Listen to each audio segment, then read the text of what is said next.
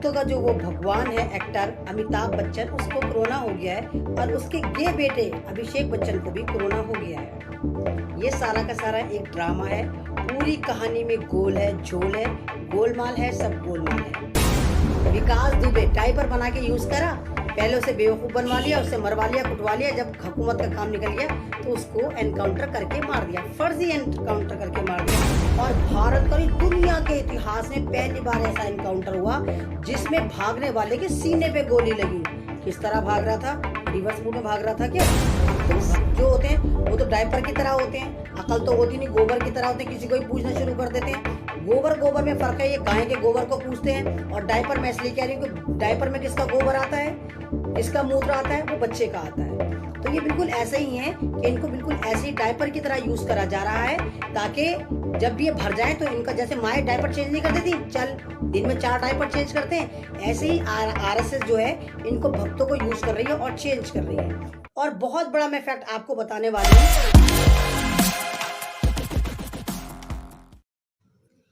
जी अस्सलाम वालेकुम। मेरा भारत, मेरी जान, मेरा संविधान, मेरी पहचान। मैं आपके सामने एमन रिजवी। अगर कोई मुझे सुन रहा है तो प्लीज़ आएँ और मुझे ज्वाइन करें। न समझोगे तो मिट जाओगे ए हिंदुस्तान वालों, तुम्हारी दास्तां तक भी न होगी दास्तानों में। जिस तरह आप हालात देख ही रहे हैं, विकास दुबे का चैप्टर क्लोज, बाबरी मस्जिद का चैप्टर क्लोज, इवन अब तो कोरोना भी पुराना हो गया। लोग यकीन करने को तैयार नहीं है, पालन नहीं कर रहे हैं। तो चाइना से दिमाग हटाना है, नेपाल से दिमाग हटाना है, तो उसके लिए एक नया जो है वो आ गया है, जिन सामने आ गया है। बिल्कुल लेटेस्ट न्यूज़ चला रखी है कि इस भक्तों का जो वो भगवान है एक्टर अमिताभ बच्चन, उसको कोरोना हो गया है और उसके गे बेटे अभिषेक बच्चन को भी कोरोना हो गया है। ये सारा का सारा एक ड्रामा है। पूरी कहानी में गोल है, झोल है, गोलमाल है, सब गोलमाल है। आप ही सवाल करो। ये तो अपने घरों में रहते हैं, सोशल डिस्टेंस, सोशल बॉयकॉट करके रहते हैं और अब से नहीं रहते। ये जो जब से ही रहते हैं, जब से एक्टर बनते हैं। तो कोरोना इसके घर में कैसे चला गया? इसको कोरोना कैसे हो गया? सवाल बनता है। ये सारा का सारा मुद्दा भटकाने की तैयारी है। और आपको पता होगा अमिताभ बच्चन तो वैसे ही आरएसएस का आदमी है। आपको पता होगा अंबानी की गोद में पलता बढ़ता है, अंबानी की गोद में खेलता है, संघ का आदमी है। ये तो हमेशा उसका होता है, जिसकी पावर होती है अमिताभ बच्चन उसकी गोद में जाकर बैठ जाता है। कभी मुलायम सिंह की गोद में बैठा रहता था, अब मुलायम सिंह संघ की गोद में आकर बैठ गया, बीजेपी की गोद में आकर बैठ गया है। तो कैसे हो गया इसको कोरोना? कोरोना इसको नहीं हुआ, ये आपको कोरोना करवाया गया, आपको बेवकूफ बनाया गया, आपको जाल में उलझाया गया ताकि आप अमिताभ बच्चन अल्लाह अमिताभ बच्चन को कोरोना हो गया, भक्तों के भगवान को कोरोना हो गया। भक्तों के भगवान को ही तो हो गया। भक्त कैसे होते हैं? आपको पता है भक्त कैसे होते हैं? बेबी डायपर देखा है, हगीज डायपर, ये डायपर जो होता है। इस वक्त भारत में जितने भी भक्त हैं, गोबर भक्त जो हैं, वो just like a baby diaper. और डायपर बना के किसको भी यूज करा? भक्त तो देखा तो होगा तुमने। यूपी में किसको यूज करा? विकास दुबे डायपर बना के यूज करा, पहले उसे बेवकूफ बनवा लिया, उसे मरवा लिया, कुटवा लिया। जब हुकूमत का काम निकल गया तो उसको एनकाउंटर करके मार दिया, फर्जी एनकाउंटर करके मार दिया। क्योंकि अब उस एनकाउंटर पे भी सवाल खड़े हो रहे हैं।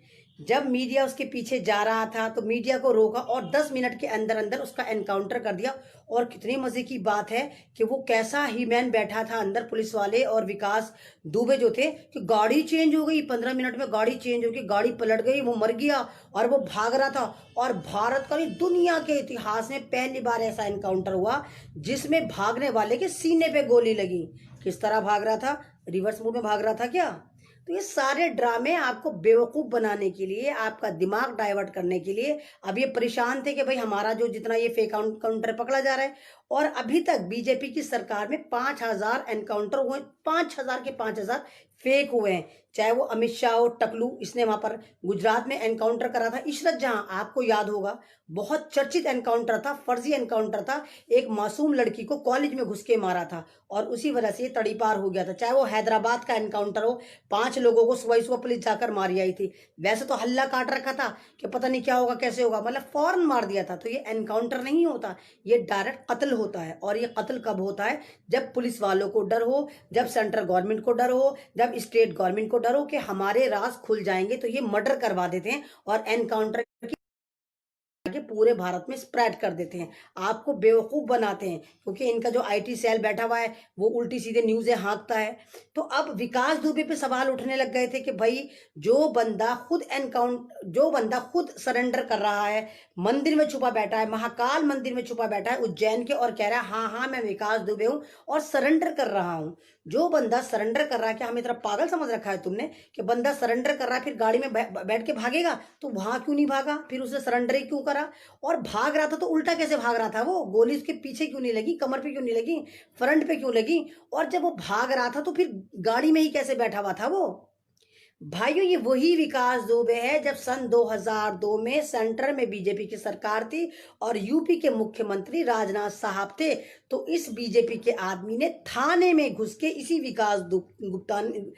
विकास दुबे ने थाने में घुसकर बीजेपी के ही दूसरे नेता को गोली मारी थी। और कमाल की बात देखिए, उस वक्त टोटल थाने वालों की जो बंदूकें थी वो सेल्फ में जंग लग गए थे, क्योंकि इन्होंने बदले में विकास दुबे पे गोली नहीं चलाई थी, उसे पकड़ने की कोशिश नहीं करी थी। तो जो थाने में घुस के मार सकता हो तो उसकी पावर का आप अंदाजा लगाइए कि उसकी कितनी पावर रही होगी, उसकी कहां कहां घुसपैठ रही होगी। यानी थाने में तो तुमसे उसे पकड़ा नहीं गया, थाने में घुस के उसने मारा, पुलिस स्टेशन वहां तो तुमने इसको कार्रवाई नहीं करी, और जब उसने सरेंडर कर दिया तो तुमने उसको मार के कह दिया कि नहीं वो भाग रहा था, इसलिए तुमने उसका कत्ल कर दिया। अब पूरे भारत में क्या पूरी दुनिया में तुम्हारी भद पिट रही है, पूरी दुनिया मजाक उड़ा रही है कि बंदा सरेंडर कर रहा है फिर भी मार रहे हैं। सवाल बनता है, क्योंकि तुम्हारे राज हैं, बीजेपी के राज उसके पास थे, संघ के राज उसके पास थे, सारे काले चिट्टे उसके पास थे विकास दुबे के पास। और यही वो विकास दुबे था जो भारत का पुत्र था, भारत का विकास पुत्र था। 5 बेटियां पैदा करने के बाद इतनी मुश्किल से पैदा करा था, और अपने ही बेटे की इन्होंने जान ले ली, अपने ही पूत की इन्होंने जान ले ली। अब मुद्दा बहुत ज्यादा गर्म है, इसकी तरफ से दिमाग कैसे हटाएं? मंदिर भी नहीं रहा, बाबरी मस्जिद भी नहीं रही जो उस पर उठा के लेकर आ जाएं, करें क्या, किस तरह करें? तो अब इन्होंने अमिताभ को कहा कि भैया तू ही जाके एडमिट हो जा, कह दे तुझे कोरोना पॉजिटिव है।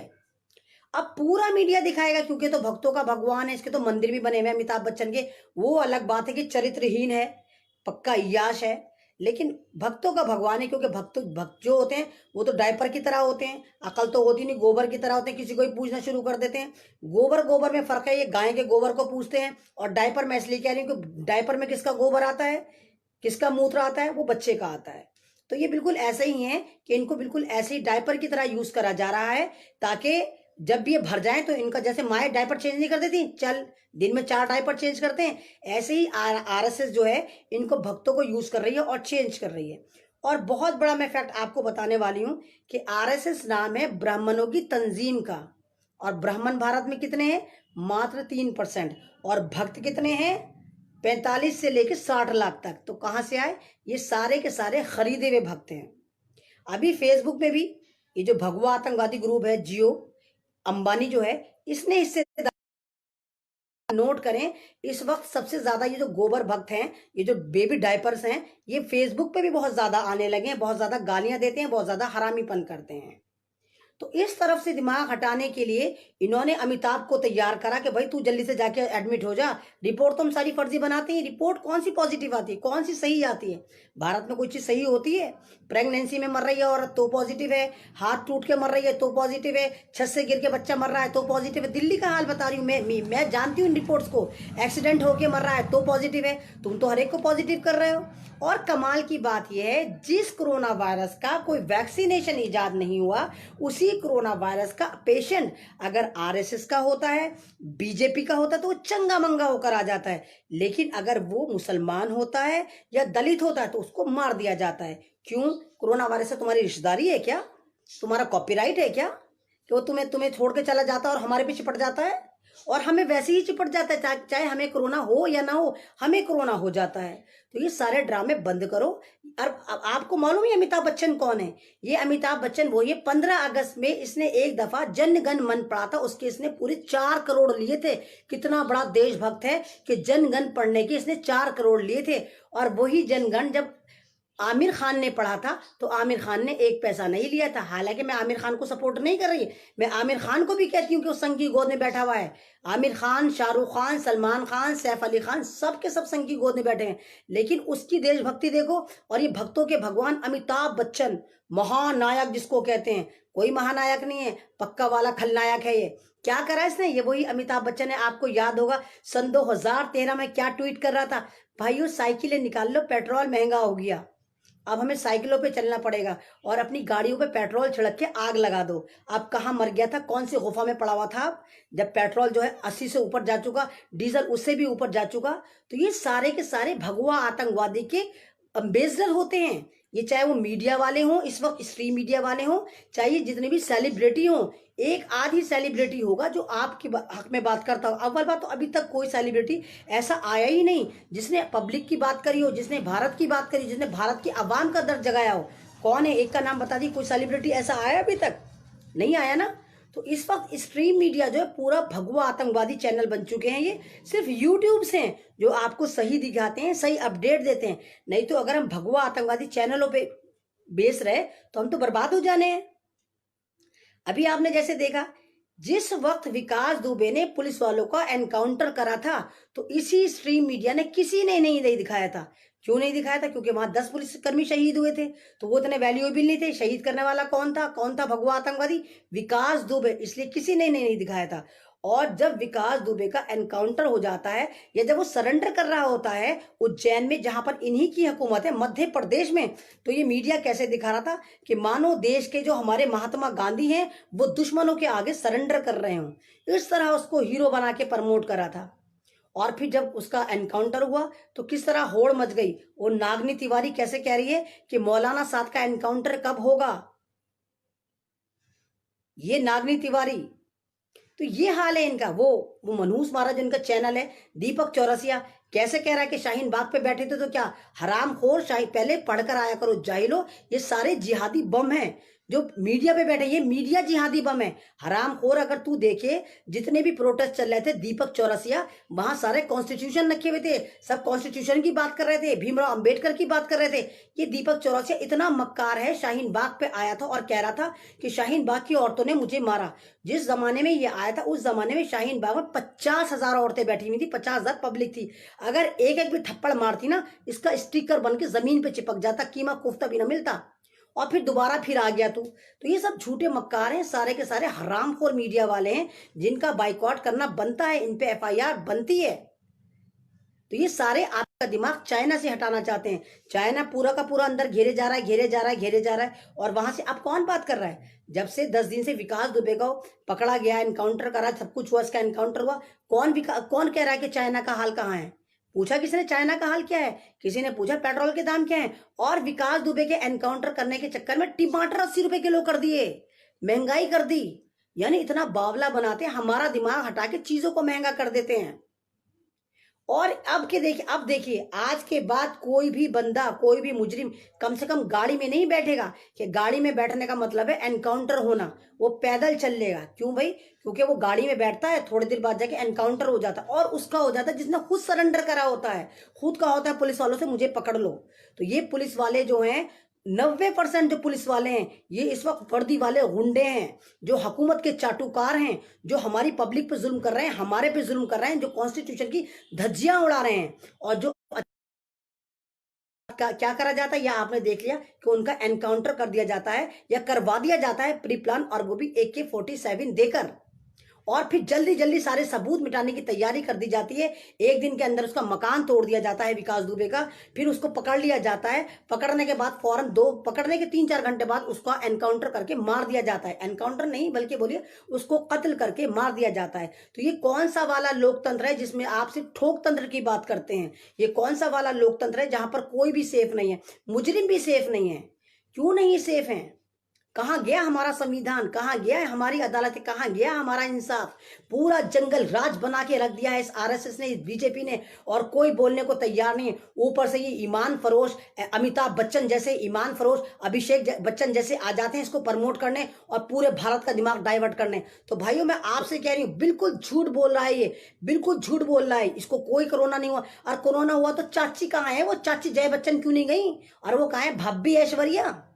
उनको पूरी बच्चन फैमिली की पूरी कोठी, जितनी इनकी बड़ी कोठी है, वहां का कुत्ता बिच्छू सांप सबको पकड़ पकड़ के लेके जाओ, सारे बॉडीगार्ड लेके जाओ, सबको कोरोना हुआ होगा ना फिर। तो ये आपका दिमाग डाइवर्ट करने के लिए, आपको बावला बनाने के लिए ये सारे ड्रामे चले जा रहे हैं। कोई इसको कोरोना नहीं हुआ, अगर कोरोना हुआ तो फिर वो मरना चाहिए, लेकिन वो मरेगा नहीं। वो 3-4 दिन बाद फिर वापस आ जाएगा, जब बीजेपी बोलेगी सब चंगा सी हो गया, अब हमारे पास दूसरा मुद्दा आ गया, चल भाई अमिताभ तू घर चला जा। क्योंकि आप इतिहास कंगाल कर देखिए, संबित पात्रा को भी सीरियस, आप इतिहास कंगाल के देखिए, संबित पात्रा को भी सीरियस कोरोना हुआ था, क्या वो मरा? नहीं मरा। उसको कोरोना क्यों दिखाया गया था? क्योंकि छत्तीसगढ़ का 36 का आंकड़ा उसके गले में फंस गया था, वहां पर FIR थी। उसके बाद ज्योतिराव सिंधिया को हुआ, उसकी माँ को हुआ, वो मरे नहीं मरे? क्योंकि ये भी नेगेटिव इनकी इमेज जा रही थी जब ये बीजेपी में जा रहा था, तो ये जल्दी से जाके क्वारंटाइन हो गया था, इसको एडमिट हो गया था ये, तो इसको भी नहीं हुआ था। उसके बाद हमारा दिल्ली का CM केजरीवाल, जिसकी खांसी पहले मोबाइलों पे लगी हुई थी, जानते होंगे आप, उसको कोरोना हुआ था, तो वो भी 14 दिन हनीमून बनाकर वापस आ गया। तो कहने का मतलब ये सारा कोरोना एक तो बीजेपी के नेताओं को हो रहा है, और फिर ये सही होकर कैसे आ रहे हैं? ये मरते क्यों नहीं हैं? और अगर आप और मैं और दलित जाते तो फिर हम मरते क्यों हैं? तो जागो भारत जागो, जागो दलितों जागो, जागो मुसलमानों जागो, क्योंकि ये आपकी नस्लकुशी करी जा रही है, आपको बेवकूफ बनाया जा रहा है। किसी अमिताभ को कोरोना नहीं हुआ, किसी केजरीवाल को नहीं हुआ था, किसी गोबर पात्रा और संबित पात्रा को नहीं हुआ था। ये जब जब दिमाग डाइवर्ट करना होगा तब तब ये आपको बेवकूफ बनाएंगे और किसी मोरे को लाके इम्प्लांट कर देंगे। तो किसी को नहीं हुआ, ये सब ड्रामा है। शुक्रिया, अल्लाह हाफिज।